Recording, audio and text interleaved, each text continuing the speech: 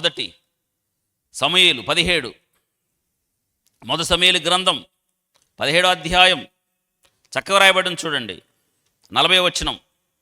తన కర్ర, అవతల ఆయన చేతిలో మామూలు కత్తి కాదు, ఈయన చేతిలో కర్ర చేతబట్టుకొని ఏటి లోయలో నుండి లోయలోకి దిగేశాడు. 5 రాళ్లను ఏరుకొని తన యొద్దనున్న చెక్కములో నుంచుకొని వడిసల చేత పెట్టుకుని ఆ ఫిలిస్తీను చేరువకు పోయెను. చేరువకు. ఇప్పుడు దావీదు ధైర్యం రాళ్ళు. డాలు మోయేవాడు తనకు ముందు నడవగా ఆ ఫిలిస్తీయుడు బయలుదేరి దావీదు దగ్గరకు వచ్చి చుట్టూ పారదూసాడంటే ఎందుకట? పెద్దగా దావీదు కనబడలా. 1, 2 దావీదు అనుకోవట్లా. ఎవరు అనుకోవట్లా? 40 రోజులు 40 దినాలు ఉదయం సాయంత్రం, ఉదయం ఒక మారు సాయంత్రం ఒక మారు సవాలు విసురుతున్నాడు కదా. 79 సవాళ్ళు అయిపోయినాయి. లాస్ట్ రోజు యుద్ధానికి వచ్చాడు. ఎవరు? ఎందుకన్నాడు చుట్టూ చూస్తున్నాడు అంటే ఆయన కళ్ళకి దావీదు కనిపించాల, ఆనలా. అంటే దావీదు అతనికి సమవుజ్జే అని ఎవరు అనుకున్నారు? అది గొల్యాతు అనుకున్నాడు.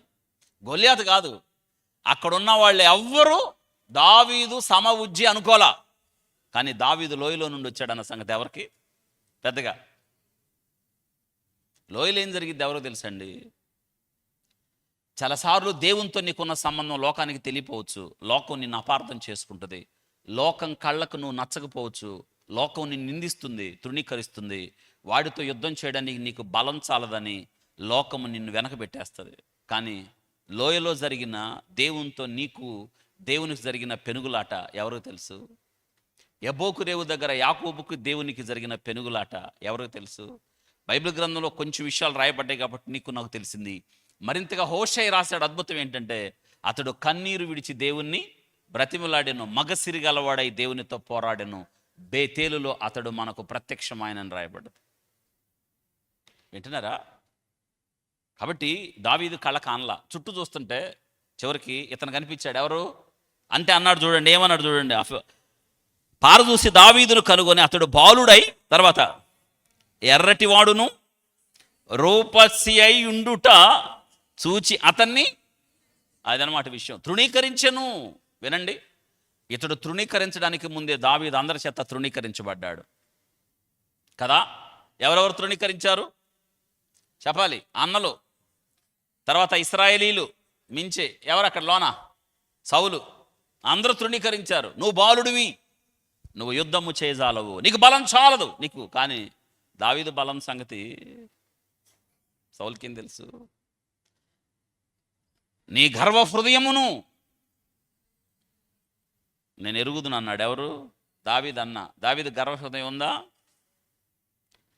వాళ్ళకేం తెలుసు? అరే బాలుడు, బాలుడు కాదు, దేవునితో సంబంధము కలిగిన బలవంతుడు. బాలుడే, వయసుతో సంబంధం లేదు ఇక్కడ. నీవు మరుగు చేయక దేవుడు నీతో ఏం మాట్లాడాడో నాకు చెప్పాలి. ముసలాయన అన్నాడు, ఎవరిని మరుగు చేయొద్దు, వయసుతో సంబంధం లేదు, బాలుడే. అద్భుతంగా దేవుని నుండి సమాచారం తీసుకున్నాడు, దేవుడు వాడుకున్నాడు. గుర్తుపెట్టుకోవాలి, చిన్నలనేమి పెద్దలనేమి తన యందు భయభక్తులు కలిగిన వారిని యెహోవా ఆశీర్వదిస్తాడు. ఇంకొక మాట, తన కొరకు వాడుకుంటాడు. అందుకే ప్రభువు అన్నాడు, మీరు ఊరుకుంటే రాళ్ళు కేకలు వేస్తాయి. ఏం కేకలు వేస్తాయి? రాళ్ళు కేకలు వేస్తాయి. ఇప్పుడు అక్కడ మీరు చూస్తే ఏం జరుగుతుంది? అక్కడ తృణీకరించెను. ఫిలిస్తీయుడు కర్ర తీసుకొని, నువ్వు నా మీదకి వచ్చుచున్నావే, నేను కుక్కనా అని దావీదుతో చెప్పి తన దేవతల పేరట దావీదును, ఎవరి పేరట? వాళ్ళ పేరట. ఎవరి పేరట? ఏ దేవతల? ఈ దాగోను దేవతలు, ఫిలిస్తీన్ దేవతలను బట్టి ఎవరిని శపించాడు? ఏమన్నా అయిందా? మరి మీరు ఎందుకు భయపడుతున్నారు? నిమ్మకాయలు అంటారు, కోడి కోసారు అంటారు, అయ్యే బియ్యం జల్లారు అంటారు. ఏంటి గోల? ఏమన్నా అవుద్దా? దేవతలు ఉన్నాయి, శక్తులు ఉన్నాయి, లేవని అంటానికి మనం ఎవరమి? కానీ ఈ లోక దేవతలు నీ ముందు, అంటే నీలో ఉన్న దేవుని ముందు. చెప్పండి. అందుకే కదా మీకు గుర్తుందా, ఫరోకి నిన్ను దేవుడిగా చేస్తానన్నాడు.